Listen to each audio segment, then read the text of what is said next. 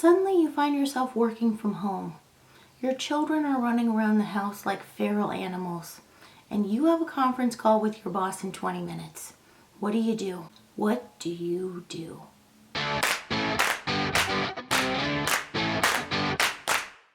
Hi everybody, I hope you're all doing well today. I wanted to sit down and make this video for you today because a lot of us are finding ourselves working from home these days, and with that comes the video conference call, which could be something that you look forward to depending on how socially isolated you're feeling, or something that you sort of dread. So I wanted to sit down and give you some tips and tricks about how to look your best for a video conference call. My first tip is to go to your closet, pull out your most work appropriate shirt, throw it on. If you got sweatpants on the bottom, nobody's gonna know. You can be business on top, party on the bottom, and nobody will ever be the wiser. Second tip is try to locate your computer in front of a large window. That's going to give you a beautiful light source and help you to avoid the dreaded overhead lighting, which is sometimes not so flattering. Now let's go ahead and jump into the tutorial. Okay, so I have started with my base makeup on just to make this video a little bit shorter. But also because you really can slap on your favorite foundation and concealer, whatever your normal daily routine is. Cameras do tend to have a skin blurring effect, so you can just slap on your favorite foundation, concealer. If you don't even feel like you need that, you can skip it. This routine totally works if you don't normally wear a base as well. So first thing we're going to jump into is bronzer. Bronzer is going to be your best friend in this particular look. Today I'm going to be using NARS Laguna. I'm actually going to be using two different bronzers because I'm kind of extra like that. But I am going to grab a small contouring brush. It kind of looks like this, small fluffy brush, because I'm going to be using this sort of cooler toned bronzer to do a little bit of sculpting of my face, since I have a very round face. I want to make it a little bit more angular. So I'm going to take some of the product on my brush and I'm going to start back towards my hairline, because that's where it's going to deposit the most product. And that's where I want it to be deepest. So I'm just going to start building up that color by finding my cheekbone. You can see sort of where the hollow of your cheek is, and then going above that. You don't want to go below it because it's going to drag your features down. You want to go above it, and it's going to give your face a little bit of a lifted effect. So I'm going to start running that just along that cheekbone, and then fluffing and feathering it up until we get the desired effect. I'm going to run a little bit of this very close to my hairline. Start again on the other side, again starting back by the hairline, sort of dragging it down. You don't necessarily want to come too far, maybe just towards the center of your eye with this. You don't want to get a bronzer beard. That's not attractive. Then I'm going to go in with a second bronzer. This one is actually, this is from the Hyper Real Glow collection from MAC. And I am using this bronzy shade right here. It's technically a highlighter, but it is, on me and my skin tone, a bronzer color. So I'm going to use this tapered, fluffy brush. You could use a blush brush, whatever big fluffy brush you have. And I'm going to start stamping that, again, starting back at the hairline, onto the high points of my face. And going up again into the hairline. And I'm going to drag this across my nose as well. And what this is going to do is mimic the appearance of how the sun naturally hits your face. And that's going to hit the bridge of your nose, your cheeks, and the hairline. So So now everything should look nice and blended. Now my tip and trick with bronzer and contour, and the reason why this is going to be your best friend in this look, is because the cameras in our phones and our computers have a tendency to wash us out. Which is why sometimes you'll get on your conference call and you're like, why do I look like death warmed over? It's because the camera's washing you out.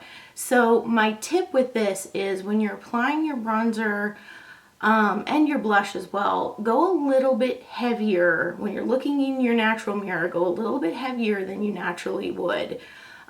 Because when you're on camera, it's going to pick up. It's actually going to translate. And you'll look like you have some color to your face. So moving on to blush, we're gonna apply the same techniques, and I'm going to be using the classic Luminoso from Milani. And I'm gonna use that same tapered fluffy brush and pick up some and smile so you see where the apples of your cheeks are. And I actually start a little bit farther back than I start more right here than like right on the apple, just because I want to lift and elongate my face, and I have pretty pronounced apples already, so I don't need to emphasize that any more than they already are. And again, I'm just kind of using a stamping motion. Now, when you're choosing your blush color, I would suggest going with something a little bit lighter and brighter than you might do, say, going into the office or on an everyday basis. Again, just because the camera is going to wash you out. And so if you use a lighter, brighter color, something like this that has, you know, a little bit of brightness and even some shine to it, that is going to really add some life into your face and combat being washed out. Do I have enough blush on? Yeah?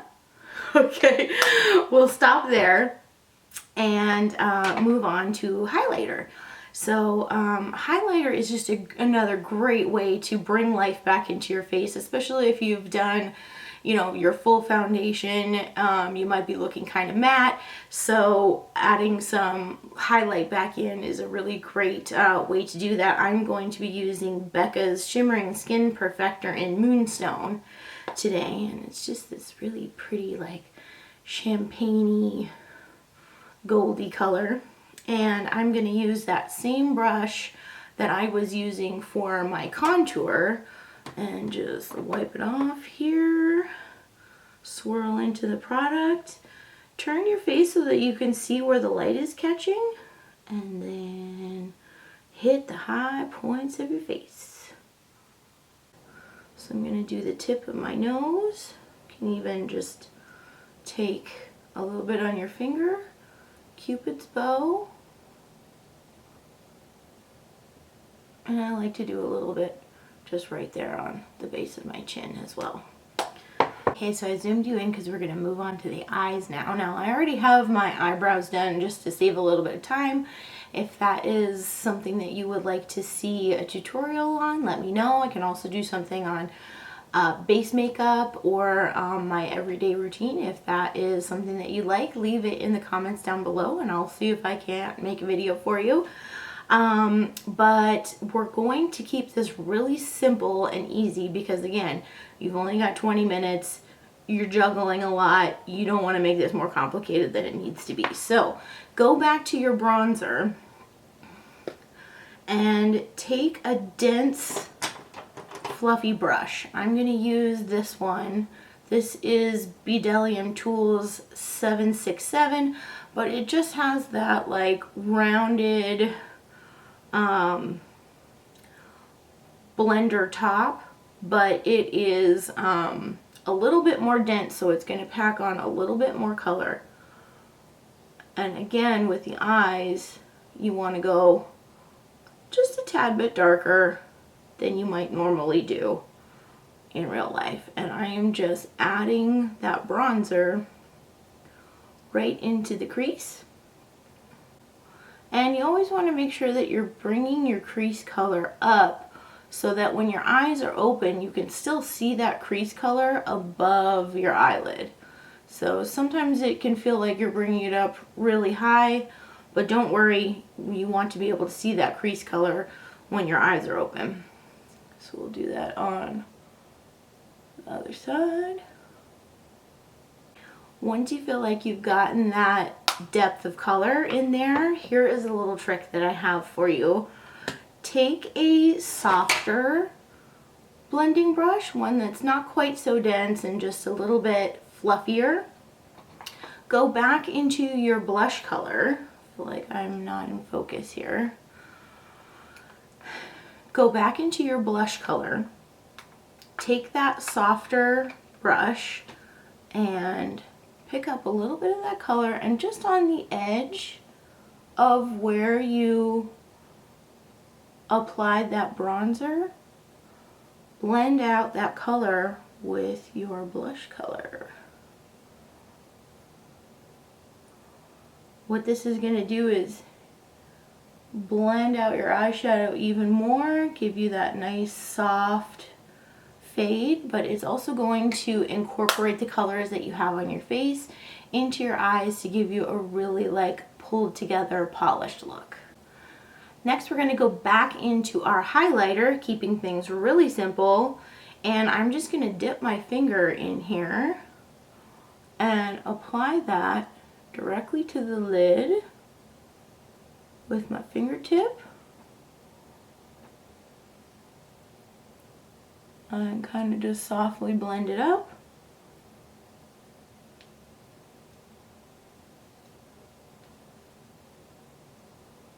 Applying a highlighter to your lids is really going to open your eyes up. It's going to make you look nice and alive. I'm going to take a little brush here and apply that right under my brow bone.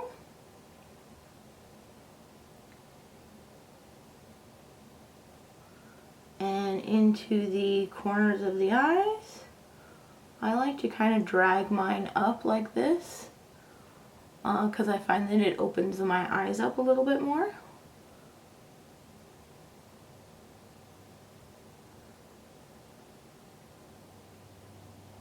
Alright, I'm going to take a little bit of my Urban Decay All Nighter and just set my face down. Woo!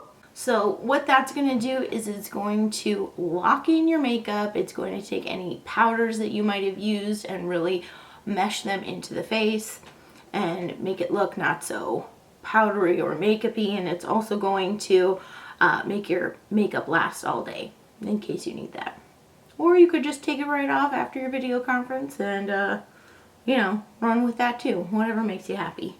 To finish off the eyes, an important step that I think is really going to make a difference in your look is by adding some black eyeliner and mascara. So I'm going to go in with the Stila Stay All Day Waterproof Liquid Eyeliner. This has a nice felt tip on it. That gives you a nice precise line, and we're not going for any kind of crazy wing or anything like that. We basically are just trying to accentuate the lash line. So I'm going to go as close to the lash line as possible, just using small little strokes.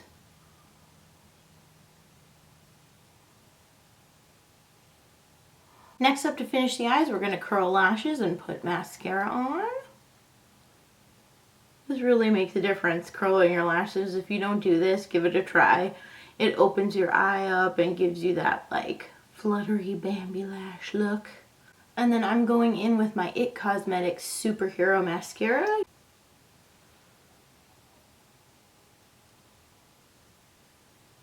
Now to finish off the look, we're going to add a lip. I would suggest when choosing a lip product for a video conference that you go 2 to 3 shades darker than your natural lip color. And also I would suggest going with a matte formula. That way you don't have to worry about, like, you don't want a goopy gloss that's gonna like accidentally transfer onto your face or your teeth while you're talking, because that's horrible and nobody wants that. So I am gonna go in with MAC's Velvet Teddy.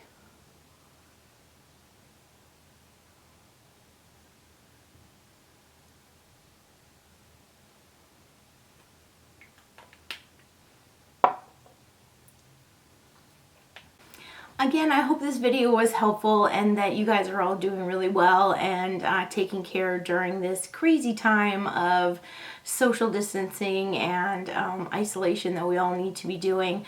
But throwing a little bit of makeup on to make yourself feel put together, whether it's for a video conference or not, I think really helps lift the spirits. And I hope you all are doing well and enjoyed this video. You can give it a like or a thumbs up, or leave me some comments down below to see if you would like to see another video from me, or what it is you're interested in learning more about. So thank you so much, everybody. Have a great day. Mwah!